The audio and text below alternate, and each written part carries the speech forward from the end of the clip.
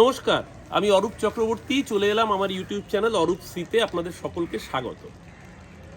গতকালকে অভিষেক বন্দ্যোপাধ্যায় যখন সাংবাদিক সম্মেলন করছিলেন তখন একটি নাম বারংবার করে উচ্চারিত হয়েছে, নামটি সীমা খান্না। কে এই সীমা খান্না? ইতিমধ্যেই তা নিয়ে নেট নাগরিকদের মধ্যে চর্চার অন্ত নেই। এই সীমা খান্না একটা সময় ডিরেক্টর জেনারেল আইটি ছিলেন ন্যাশনাল ইনফরমেটিক্স সেন্টারের। তিনি আরোগ্য সেতু অ্যাপের সময় কাজ করেছিলেন। কিন্তু এখন সীমা খান্নার এক্সাক্ট ডেজিগনেশন, এক্সাক্ট রোলটা কি সেটা বোধহয় জ্ঞানেশ কুমার নিজেও জানেন না, জানেন একমাত্র অমিত শাহ। 1,36,00,000 বাঙালিকে হিয়ারিংয়ে শুনানিতে ডাকা হয়েছে। অপরাধ কি? Logical discrepancy. মানে ধরুন, আমার যে ভাইটি ক্যামেরা ধরে রেখেছে ওর নাম সৌরভ, ধরুন ওর নাম ও লেখে SOURAV। 2002 সালে ওর যখন নাম ভোটার লিস্টে ছিল বা ওর বাবার নাম ভোটার লিস্টে যখন ছিল কিছু একটা, সেখানে বানানটা SOURAVর বদলে SOURABH ছিল, যেটা পরবর্তীকালে রেকটিফাই করা হয়েছে। কিন্তু যেহেতু 2002-এর সাথে 2025-এর একটা শব্দের, একটা অ্যালফাবেটের একটু 19-20 হয়ে গিয়েছে, 1,36,00,000। অনেকে নামের মাঝে কুমার লেখেন, সৌরভ কুমার বিশ্বাস, কেউ সৌরভ বিশ্বাস লেখেন, কেউ আগে কুমার লিখতেন এখন লেখেন না, কেউ আগে লিখতেন না এখন লেখেন। এই লজিক্যাল ডিসক্রিপেন্সির অছিলায় 1,36,00,000 মানুষকে হিয়ারিংয়ে ডাকা হয়েছে, এবং যারাই হিয়ারিং অ্যাটেন্ড করবেন না তাদের নামটা আগে বাদ চলে যাবে, অর্থাৎ তারা ভোট দিতে পারবেন না। অর্থাৎ যেন তেন প্রকারেণ বৈধ ভোটারের নাম বাদ দেওয়ার অপকৌশল এবং এই সীমা খান্নাকে ব্যবহার করে করবার পরিকল্পনা করলেন অমিত শাহ, জ্ঞানেশ কুমার এত জ্ঞানের বাণী দিলেন, 0 এরার ইন বিহার SIR। জ্ঞানেশবাবু, বড় এরার তো রয়ে গেল অন্য জায়গায়। কে জ্ঞানেশ কুমার?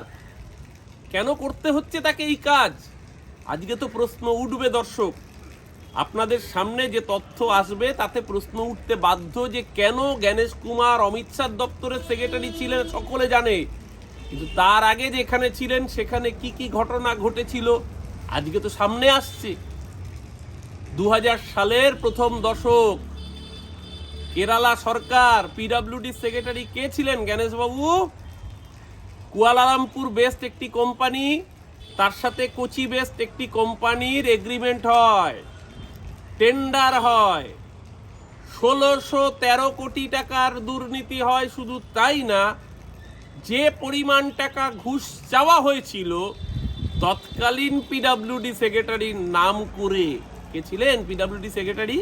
তিনি নাকি নিজেই ঘুষ চেয়েছিলেন, অভিযোগ করেছিলেন সেই কুয়ালালামপুর বেস কোম্পানি, তাদের যিনি CEO সেই কর্ত্রী সেই মহিলা। পরবর্তীকালে সেই প্রজেক্ট ফেল হয়, কোম্পানি অর্থনৈতিকভাবে ভয়ঙ্কর দেনায় ডোবে, কিন্তু ঘুষ দিতে গিয়ে কোম্পানি দেউলিয়া হয়। সেই কোম্পানির সেই CEO সেই মহিলা আত্মহত্যা করেন এবং সুইসাইড নোটে পরিষ্কার ছত্রে ছত্রে লিখে দিয়ে যান যে কেন তাকে আজকে সেদিনকে আত্মহননের পথ বেছে নিতে হলো। পরবর্তীকালে কেরালায় ওমান চণ্ডীর সরকার, তারা ইনভেস্টিগেশনের জন্য সিট গঠন করে। তার পরবর্তীকালে গঙ্গা দিয়ে অনেক জল বয়ে যায়, পরবর্তীকালে সেন্ট্রাল এজেন্সির হাতে তদন্তভার যায়, কিন্তু যা হওয়ার তা ততদিনে হয়ে গিয়েছে।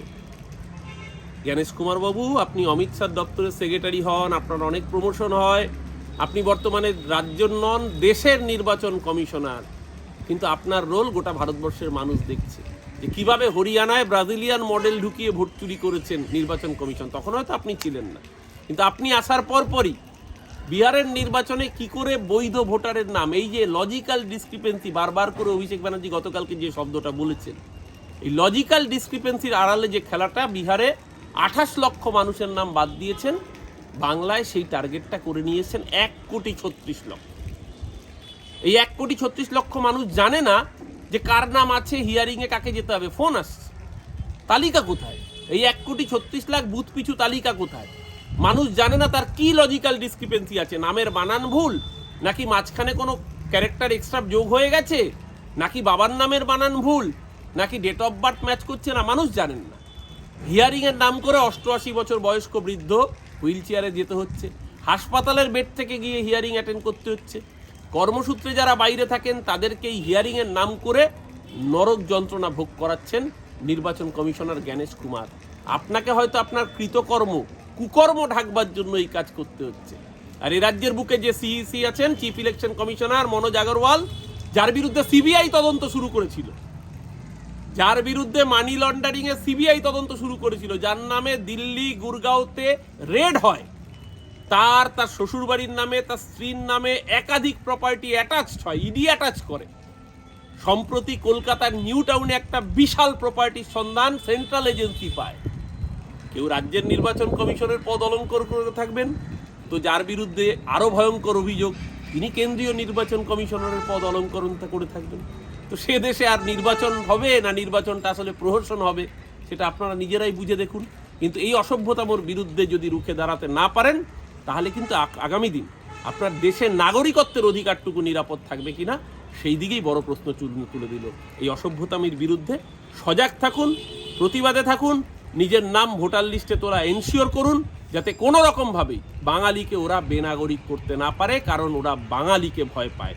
বাঙালি ঐক্যবদ্ধ থাকলে ওদের চক্রান্ত রুখবে এবং ওদের চক্রান্ত রুখে বাংলা থেকে ওদের বিদায় দিয়ে বঙ্গোপসাগর নিশ্চিত করবে ওদের যাত্রা 2026-এ।